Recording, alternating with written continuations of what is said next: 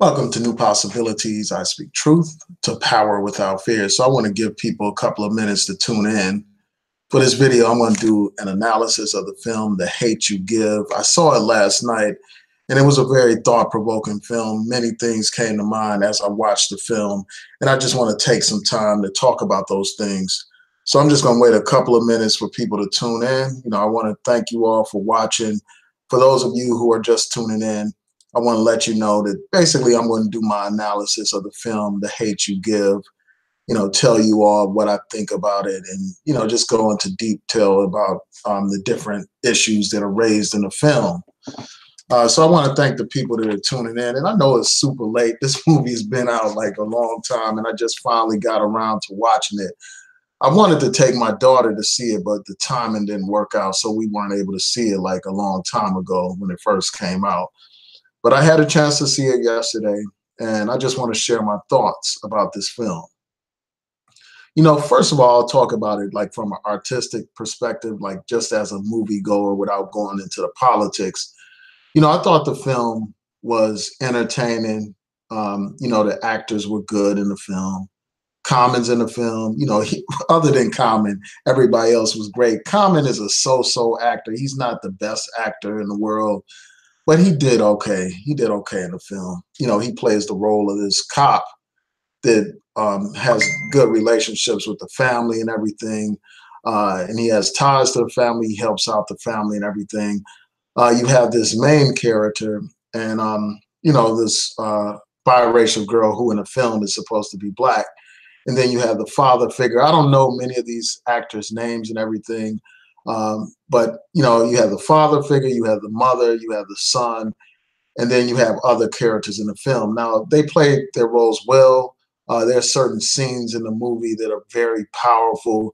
Like one of the scenes that really stands out to me is when they are protesting at City Hall and just everything that occurs there. How a peaceful protest eventually turns into a rebellion and the confrontation with the police, and just about like how they found that there was no justice in that particular case, and the people were outraged. And as I was watching the scenes, it reminded me of what happened here in Baltimore not too long ago, a couple of years ago, when we had the riots shortly after Freddie Gray was killed. It reminded me of that. And it reminded me of Ferguson, when the people erupted in Ferguson after, no charges were brought against Darren Wilson for killing Michael Brown. It reminded me of that. I mean, the imagery of all those police on the street, basically occupying the black community like foreign troops occupied Baghdad during the invasion of Iraq.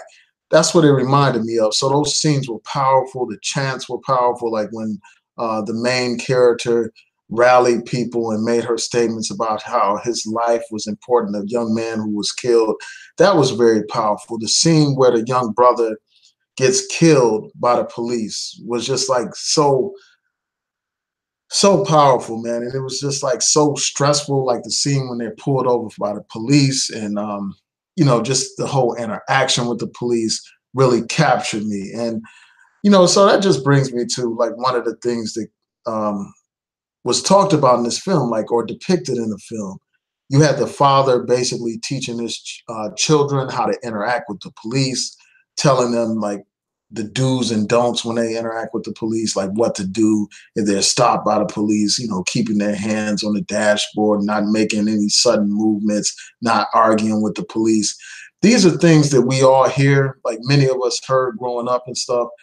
And so basically when the girl is stopped by the police, she complies with all this. Like, when the girl is in the car with her friend, the brother who ends up getting killed, she complies. But the young man doesn't, like at first he tries to, put his hands on the dashboard and all that kind of stuff, but he's reluctant. He's argumentative with the police officer. Well, he's going back and forth with the police officer, asking them, why did he stop him and all this and that. And then there's this terrible scene And most people know, like by now, like if you have, I mean, let me just give y'all a spoiler alert if you haven't seen the film. If you haven't seen the film, you probably want to watch this after the fact because I'm going to go into a lot of details.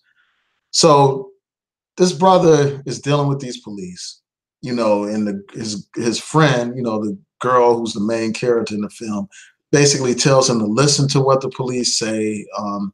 And at one point, he goes into the car to reach for his brush to brush his hair. I'm like wondering, like, why did they add that into the movie? Like, why would they have him reach into the car to grab a brush to brush his hair at a time this serious and stuff?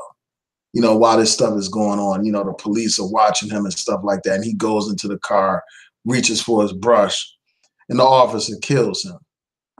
It's like, why would you pick that time to reach for a brush, to brush your hair during a police interaction?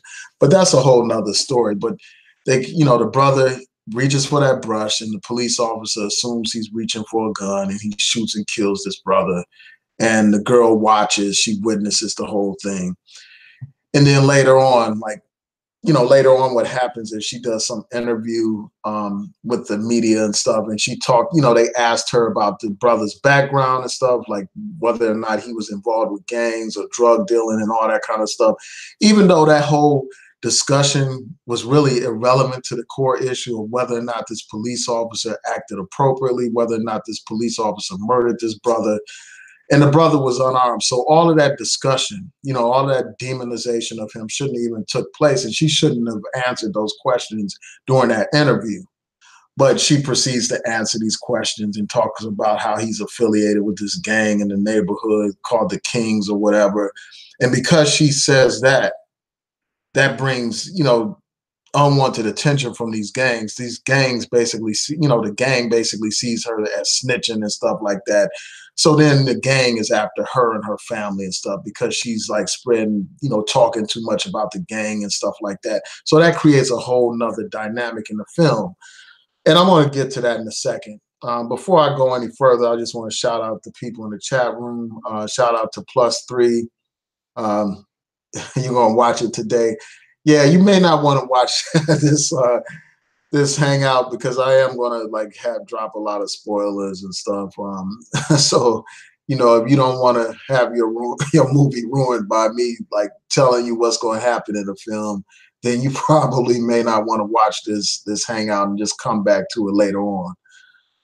Shout out to Ill Wills. Good morning to you. Shout out to BB.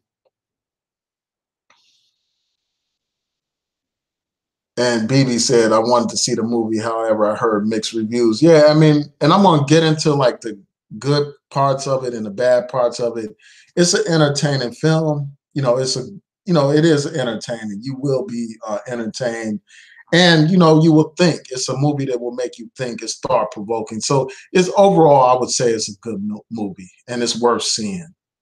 It's worth seeing. You know, I would recommend that people check it out in the theater if you can. But there are several things I want to talk about with this film. You know, first of all, I want to deal with the image of the black man in the film. Like one thing that I liked about this film is that they had a strong black father figure. And it's just so messed up that, you know, that would be something unique in film. But it is, unfortunately. You know, this is one of the few films that I've seen recently where you had a strong black father, you know, who was a provider, a protector. You know, this brother has his own business. You know, this brother protects his family. He's someone that at one point in his life, he was into the gang lifestyle and stuff like that. But he got his life together. He bought his own business and he provides a house for his family. He takes care of his family. He's a, you know, intelligent brother. He educates his children about the Black Panthers and the 10-point program of the Panthers. He teaches them about how to deal with the police and just racism in society and all that kind of stuff. He's a conscious black man, which you rarely see in a lot of these films. You don't see many images of conscious black men in film too often.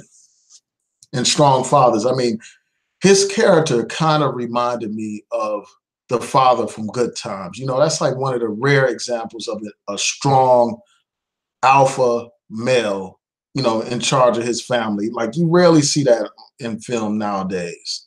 Most of the time it's some weak guy. It's most of the time you don't even see a solid nuclear family in the Black community on television.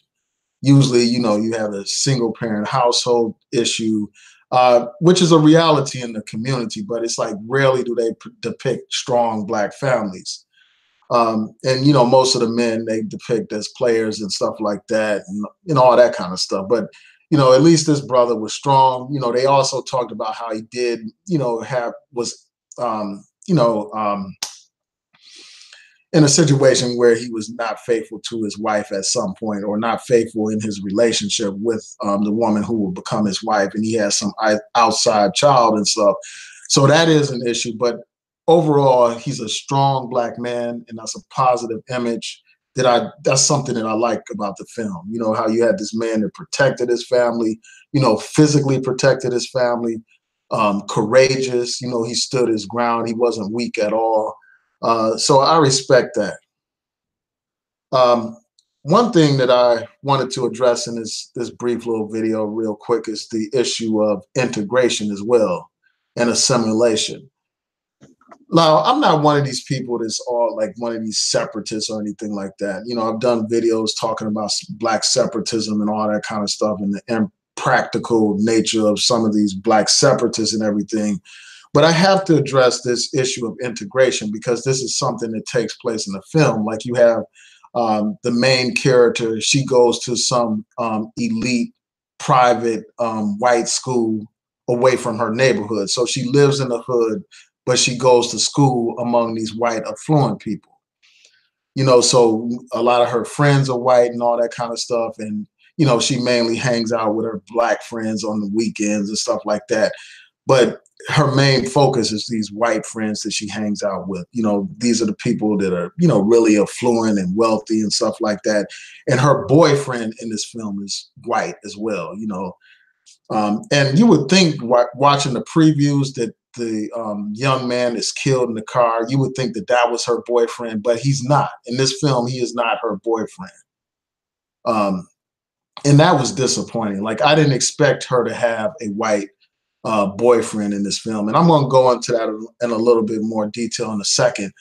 But I think that that's like the natural consequence of like putting your child in a predominantly white environment. That's what happens. They, and she talked about one thing that was very interesting, like just navigating two worlds, like where she felt this need to be accepted by this white environment.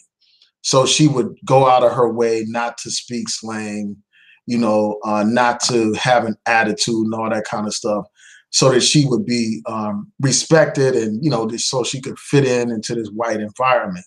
She basically changed who she was to accommodate this environment.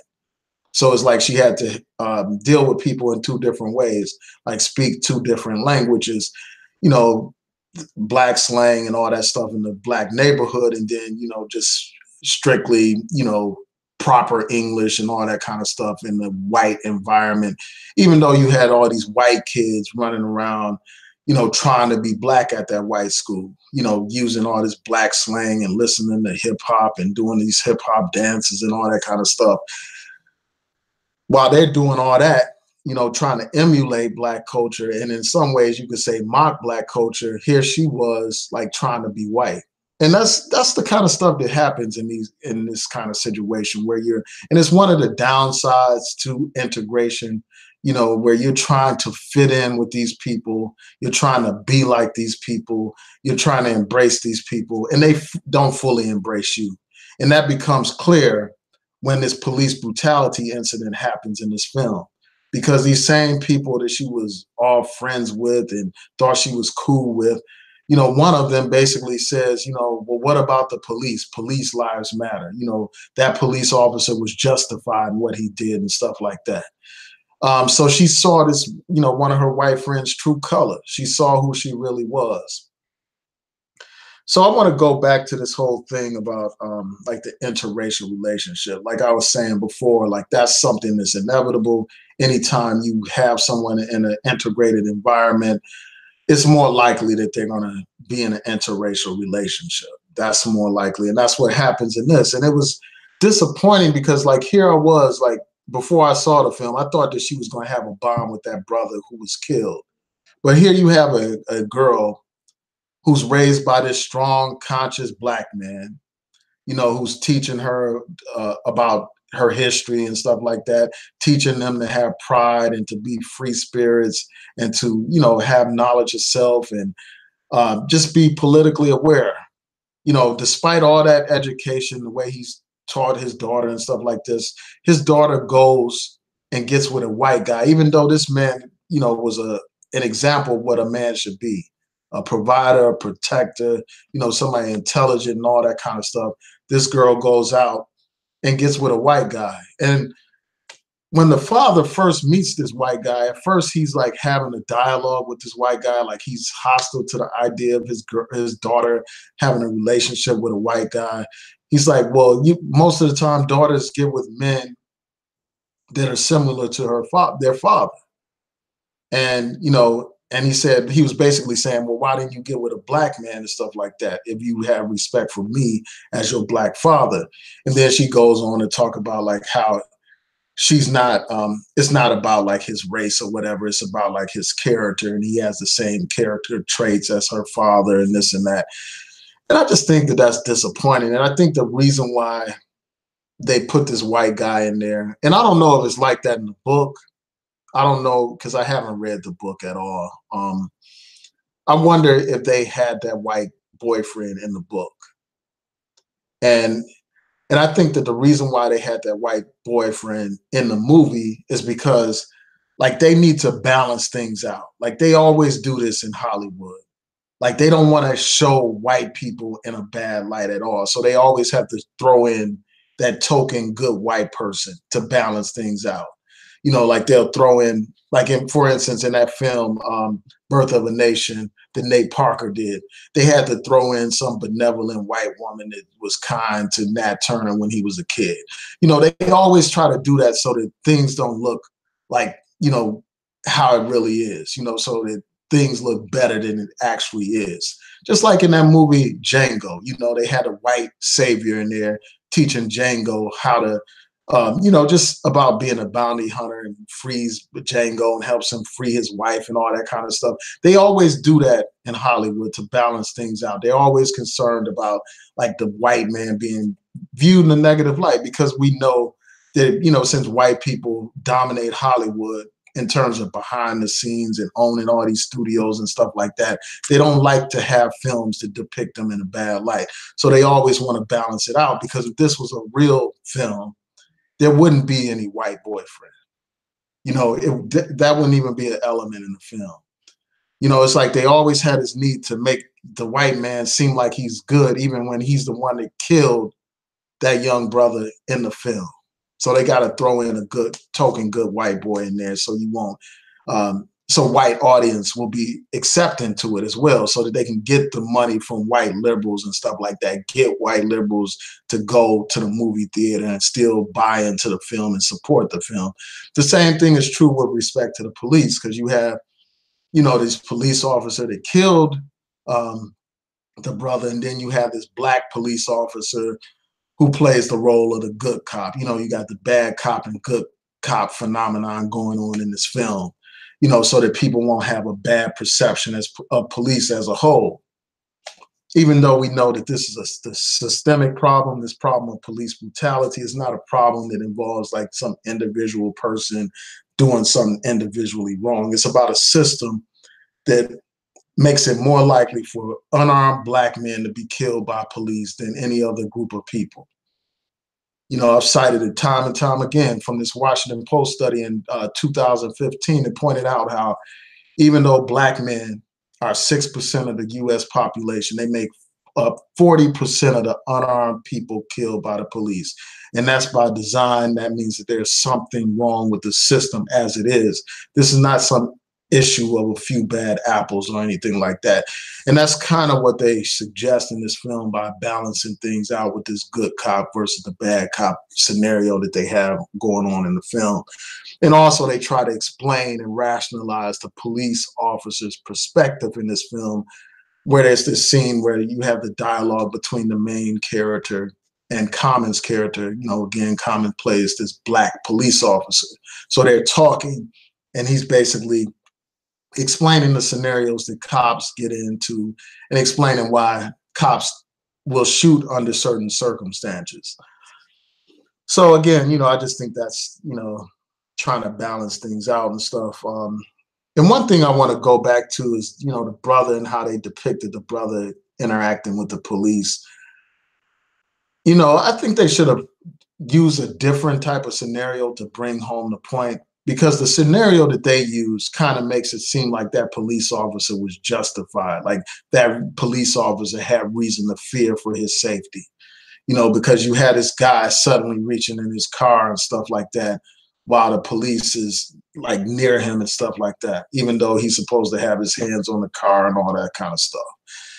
So that's one thing that I had to point out. And then, like, I want to deal with the issue of, you know, that particular character and how he dealt with the police. It's my understanding that that particular character didn't have a strong father figure in his life, according to what they talked about, like how, you know, they talked about how this brother ended up getting involved in these gangs and selling drugs. They talked about it briefly in the film when he was talking with the girl.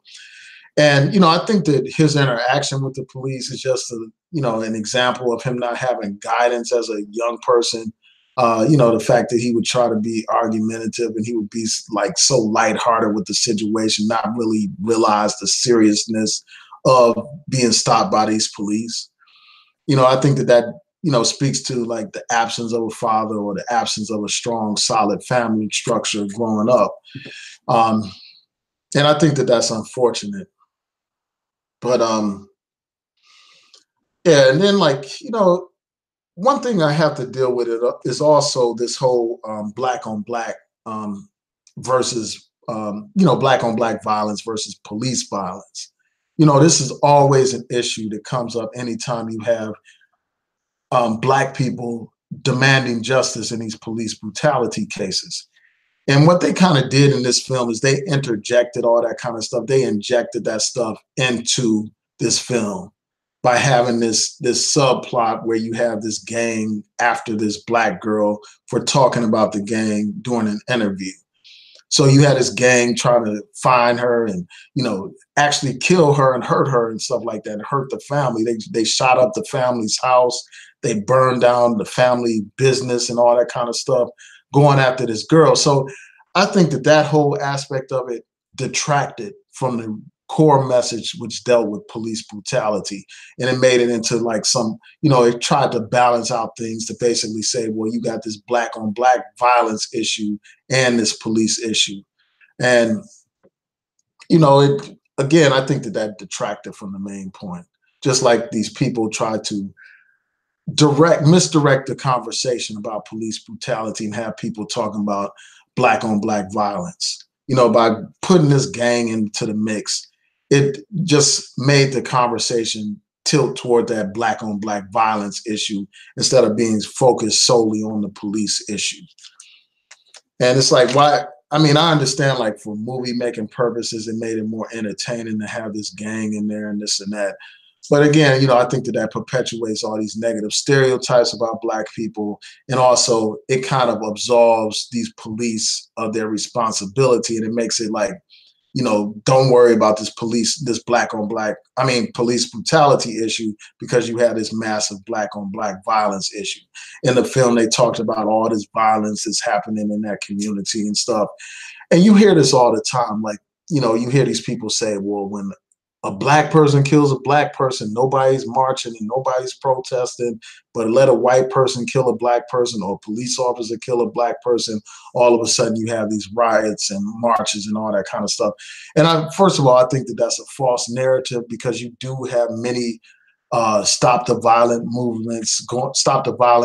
movements going on around the country. You know, in every major city, you will see vigils, you will see marches against violence, inner city violence all around the country. Here in Baltimore, you have the ceasefire movement and 300-man march. And in places like Detroit, you had the 300 300 Men and all that kind of stuff. Different movements. You have different stop the violence movements going on in Black communities all around this country. So for people to suggest that ending the inner city violence is not a priority in the Black community, I think that that's just outright false. And I just think that this whole Black on Black violence piece wasn't even necessary in this movie. I don't even know why they added that piece to the movie. So, the last thing I want to talk about before I go to your comments is just this whole issue of like biracials replacing Black people in these films. You have a biracial main character, but in the film, she's supposed to be Black, like her mother's Black and her father's Black, but she's biracial in real life. And I mean, for me, I couldn't really tell the difference. I mean, she looks Black to me. But it's like, why not have somebody that's just straight up Black play that role, instead of having, a biracial person replace, even though I consider biracials Black, I'm just saying, like, to make it more authentic, why not just have somebody that's Black instead of somebody that's biracial? And it's just like, I think that often what happens is they think that biracials will be more appealing to a wider audience than, regular African-American girls or whatever, for instance.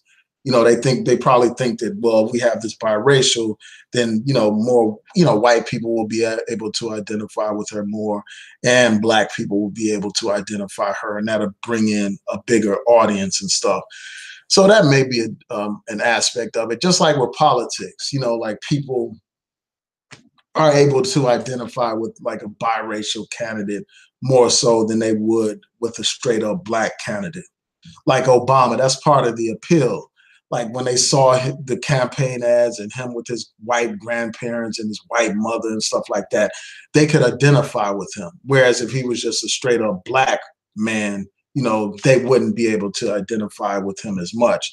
And then Black people could identify with him, even though he's biracial and stuff like that. Black people identify with him because in the Black community, we do view, most of us, a lot of us view biracials as Black. But I just had to raise that point. I don't think that that's insignificant. I just think that we need to have, a film that deals with race, like this film, where there's an actual Black family here. There should be a Black main actor instead of, just somebody that's biracial and stuff.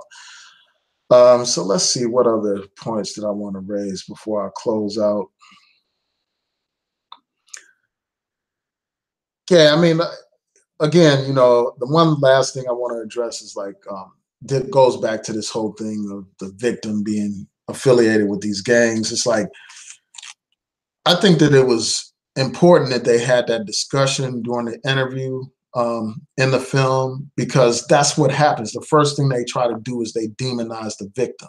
They try to dehumanize the victim, talk about the victim being a gang or a thug in a gang, or being a thug or something like that.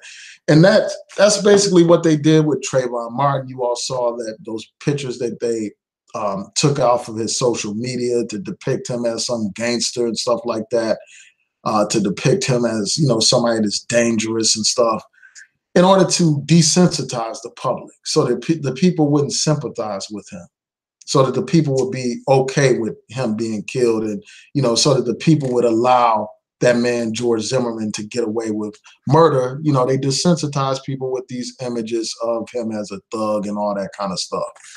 And it turns out, after the case, it has become apparent that George Zimmerman was the real thug. George Zimmerman has been arrested multiple times since he killed Trayvon Martin for threatening other people.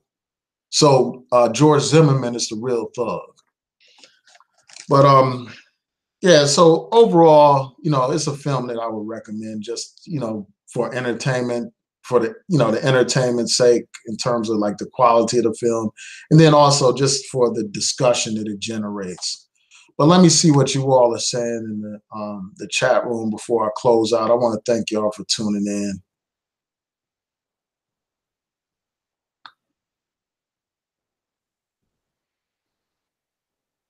Yeah, so BB said it's irresponsible for these filmmakers to continue to show black men as questionable or deadbeats. I'm sick of those tropes. Shout out to Nagon11.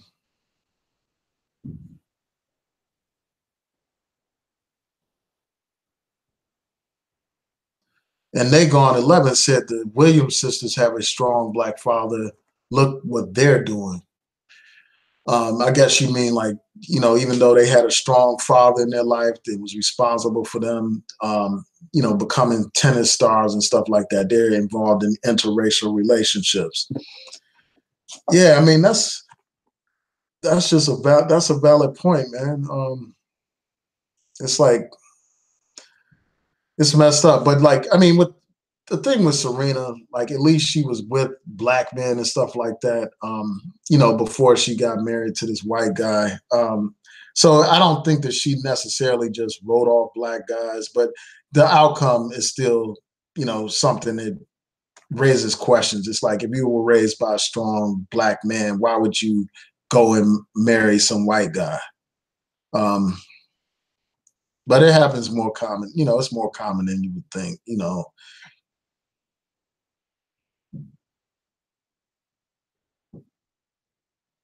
Ill Will said, you hit the nail on the head with having a great white hope in the movie, the great white liberal. Yeah, I mean, that's how they do, man. Like they always had to balance it out. They always had to have like the white good guy to make everything okay. You know, the benevolent white person in the film to make it seem like all white people aren't bad. And I'm not saying that all white people are bad or anything like that, but I'm just saying that what they do is they like make the situation seem like it's not as bad as it actually is by throwing in these token good white people. And you know, if I was to do a film, you know, it wouldn't be like that at all, man. It would be 100% real. It would be too real, man. And that's what's missing from these movies, man. And that's one thing that made this movie like a lot of these Disney films, you know what I'm saying? Like where it's like everybody lives happily ever after, you know, everything's neatly tied up at the end, even though there was no justice for the victim of police brutality. You had all these other things going on at the end where basically everybody lived happily ever after. And I just think that that's not realistic. You know, I think that you know, and I'm fine with conclusions that it's okay for people to have like a good ending in a movie and all that kind of stuff.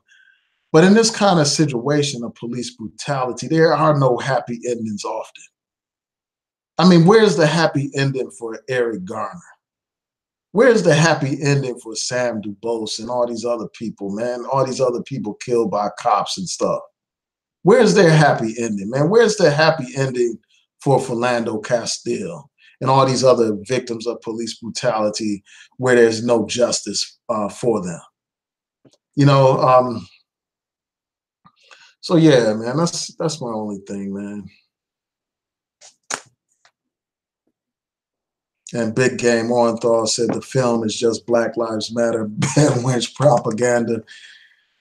Yeah, it's just like, that's what I don't get, man. It's like, why you had these characters talking all this black power stuff, you know, talking about fighting against injustice, but yet they're laying down with the very people as a collective that are responsible for the injustice in the world. That's what I don't understand. That's what I don't get. And you see examples of this all the time in real life. I mean, you will see, you know, these militant looking characters running around with white women, you know, with the locks, you know, the natural hairstyles and this and that, you know, the African attire on and all that kind of stuff. But then they're holding hands with Becky and stuff. They're going home and laying down with Becky while they talk all this militant black stuff. And the same is true for women. Like, you know, I go to this market here in Baltimore, like, and I noticed that you had all these natural looking women that, and you know, I've told y'all I did a video about this subject before, but you have all these natural looking women that you would think are pro-black just by the way they're dressed and, you know, the cultural attire they have on, by their afros or their locks and stuff. But here they are hand in hand with a white man. I mean, this just happens over and over again, man. And the same is true for some of these Black Lives Matter type of activists, man. Like they don't have like a nationalist type of position at all. You know, a lot of these people are crying out for white acceptance and white approval and, you know, an opportunity to assimilate and blend in to the white man's world. That's what they're seeking, unfortunately. But let me continue on. So Big Game said this is a very popular book among young Black girls, and they're making our kids read this book in middle school. Now, I haven't read the book, so I can't really speak on the book. Like if the book is the same as the movie, you know, I still, you know, I have certain problems with the messaging, but there are good elements in the film, as I mentioned in this brief hangout.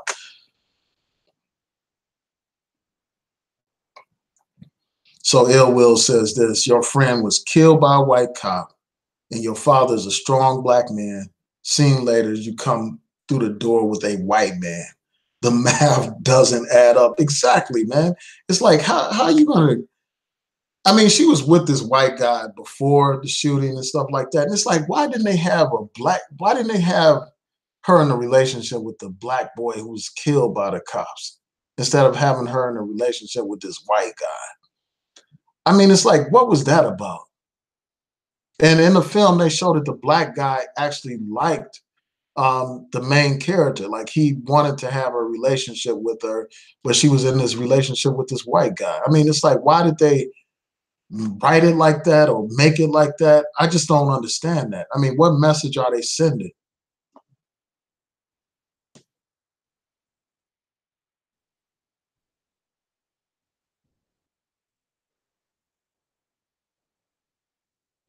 Yeah, so BB said, I can't watch it. I'm done. I can't watch it. Looking forward to the James Baldwin film, though. I don't know if you're talking about that film, I'm Not Your Negro. Uh, yeah, that's a good film. That's an excellent film. You know, I highly recommend that film. I did a review of the film before, but I was noticing, like, not just with that, not really with that film. I mean, it comes up in that film, but also with other films. Like I've been watching a lot of documentaries lately, you know, biography type of documentaries about great Black people, you know, that have accomplished great things. And one of the common things that keeps coming up is the fact that most of them had white spouses. I mean, you know, I was watching this documentary on Quincy Jones. You know, the brother married white woman after white woman after white woman. And then I watched this documentary about Maya Angelou. And, you know, she was an activist. You know, she knew people like Malcolm X. I mean, this is a woman who did great things in terms of being involved with the civil rights movement. But here was just another Black woman, one of these Black militant women who married white guy after white guy. I mean, and then I saw the thing about Lorraine Hansberry, who wrote A Raisin in the Sun, you know, a militant play that talked about race and all that kind of stuff, raised very important issues about race. And not too long ago, I saw the play here in Baltimore, like at Arena Players, and it was great. It's a great play. It's a classic. You know, I've seen the movie several times. Like I've seen the original with Sidney Poitier, and then I saw the newer version with Diddy and some other people, with Sanaa Lathan and others. And I enjoy that play. It's a great play. It's powerful. But this woman, Lorraine Hansberry, was involved in interracial relationships. She married a white man, you know, despite talking all this militant stuff. And then later on in the documentary, it turns out that she was a homosexual, a lesbian, and she had been with these white, it seemed like she had been with white women and stuff like that. So all this militant talk and all this rhetoric and stuff, but despite all of that, at the end of the day, a lot of these people were with white people, man, like Harry Belafonte and all these other people. You know, some of these people aren't real militants. I mean, what they are is they are militantly seeking acceptance from white society, militantly seeking validation from white society. You know, instead of doing that, I mean, we should be about freedom and empowerment of our people instead of just merely trying to be accepted by these people who enslaved us, by these people that subjected us to Jim Crow racism and lynched us and all kinds of stuff, terrorized us. But that's a whole nother video, man, for a whole nother time.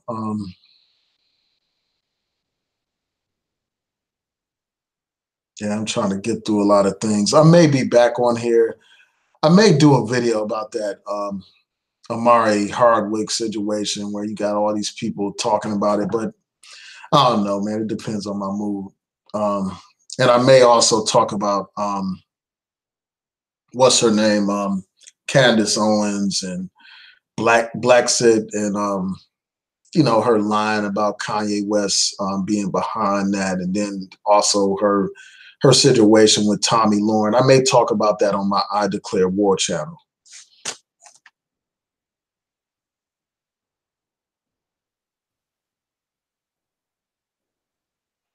So Ill Will said they added the Great White Savior and then bring in the black on black crime to admonish the police.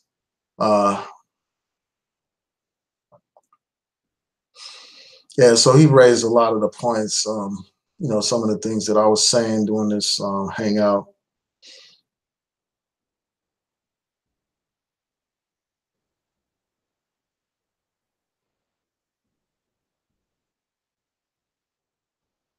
Yeah, so Latrice Bolden says, because nobody likes black people, our own men don't like us. They do like us. So I guess she's trying to explain like why um, black women will be with the white man and this and that.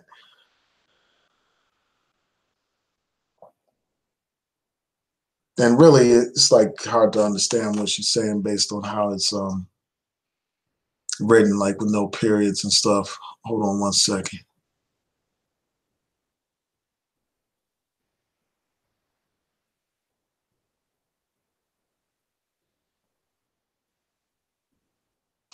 And I mean, like everybody's saying in the chat room, I mean, the idea that black men don't like black women, it's just ridiculous, man. That's an exaggeration because most black men are with black women. Most black men date black women and marry black women. So I think it's an exaggeration to say that most black men don't like black women. As many people are saying.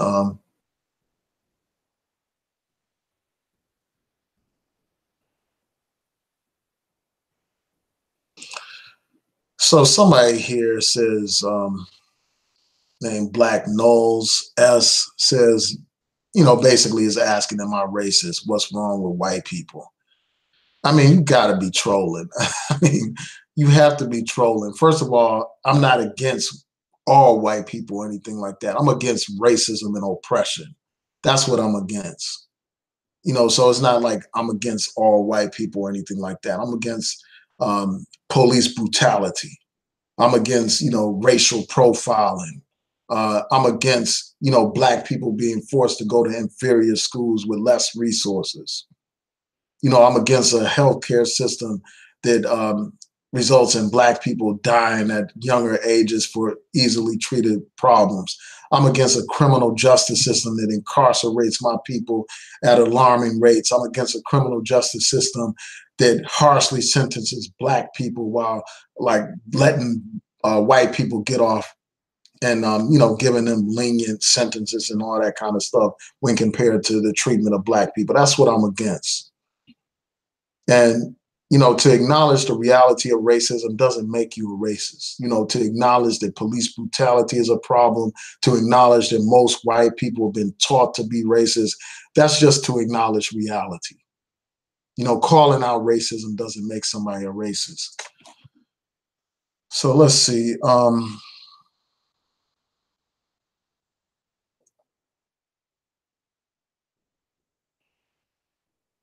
Yeah, and the thing about interracial relationships is this, man. Like, as BB is pointing out, like, my whole thing is I have a problem with hypocrisy. Like, I'm not like one of these people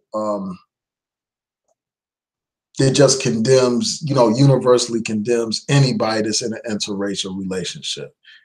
That's not my thing. I don't do that. I condemn hypocrisy. I condemn, for instance, that guy Phil from the Advice show, who actually had the nerve to do videos talking about he's against interracial dating and all that kind of stuff and the interracial agenda when he's in an interracial relationship. I got a problem with people that talk about Black pride this and Black pride that, but then when it's time to lay down, they're laying down with a white person. I got a problem with that kind of hypocrisy. If somebody's not presenting themselves as some Black nationalist, then what they do is their own business. Obviously, I would prefer that they be with their own, have pride and, love to be with Black women as opposed to white women or something like that. But I'm not going to be like condemning them or, obsessing over who they choose to be with or anything like that.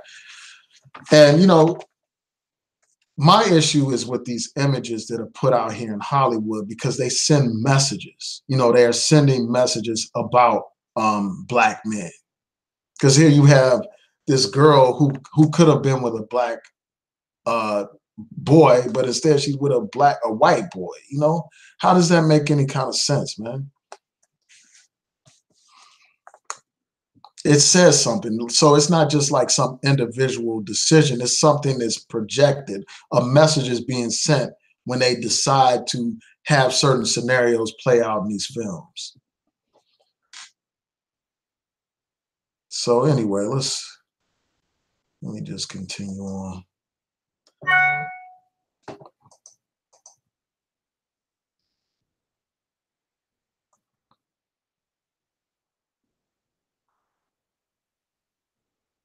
Oh, so Lonnie One Love wants to hear me talk about Omari Hardwick. So I may do that. I may do that later on today. I got a lot of stuff I got to do today. I may try to squeeze that in. So Big Game said a lot of these civil rights activists marry white people, both the men and the women. It's a psychosis. Yeah, I mean, it is because like a lot of these people, even though they put in work for Black people and stuff like that, at the end of the day, they were seeking white acceptance and white approval, man. And I think there's a difference between that and actually fighting for freedom, justice, and equality. My fight is not to be like embraced by or accepted by white society. That's not my objective. My objective is the justice, equality, and freedom, man. Those are my objectives. Not to be able to, have white people view me as an honorary white person. That's not what I want. That's not what we're fighting for. But for some, that's what they're fighting for. They want to be an honorary white person.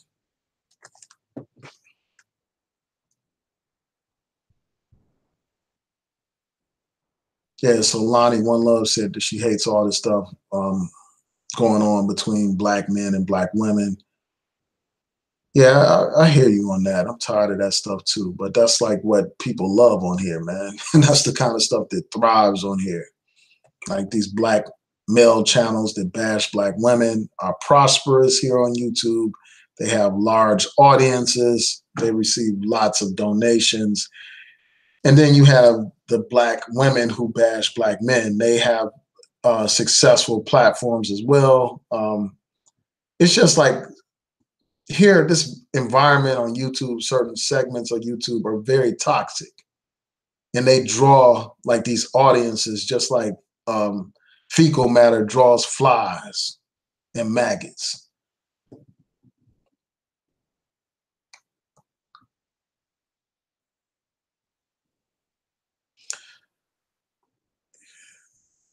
So Lonnie One Love says, my daughter saw the movie at her school. They had a preview for it, and she said she cried. Yeah, I mean, there are sad segments in the film. I mean, this film is very moving. And that's one of the reasons why I would recommend that people check it out. I mean, it's very sad at points, and it does make you angry. So you feel something watching this movie. It's not like one of these films where you could sit back and watch it in a detached kind of way. And part of me, like, really didn't want to rush and see this film because, like, we know the reality of police brutality, and it's like, I don't find reality to be entertaining. You know, that kind of harsh reality just angers me. And it's like, do I really want to go to a film so I can be angry? That's one of the thoughts that I had before I went to see the film, but I'm glad that I went ahead and watched it.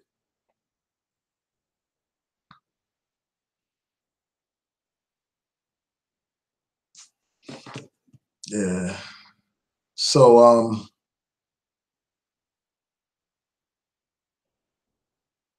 so Pro Woman J said to Big Game, check out the book Nine White Women in the Civil Rights Movement. You had white women bragging about taking black men at will. Wow, man, I never heard of that book. I'm gonna have to look that up. But anyway, man, I want to thank y'all for tuning in. Please rate, comment, and subscribe. You know, like the video, share the video, and hit that notification bell so that you'll know when I post these live streams, because I don't have like set times when I do live streams. I just do them as I feel like doing them. So yeah, I'm glad that y'all are rocking with me, and help me get those subscribers up, man. I'm trying to reach 10,000 subscribers by the end of the year, and I'm getting kind of close. Right now I'm a little over 8,000. And I know that I have great, not to brag, but I know that this content is great over here. And I know that more people would benefit from watching this channel. So, spread the word. Try to get more people to sign up, to subscribe to this channel. So with that, I'm going to say peace and blessings to each and every one of you.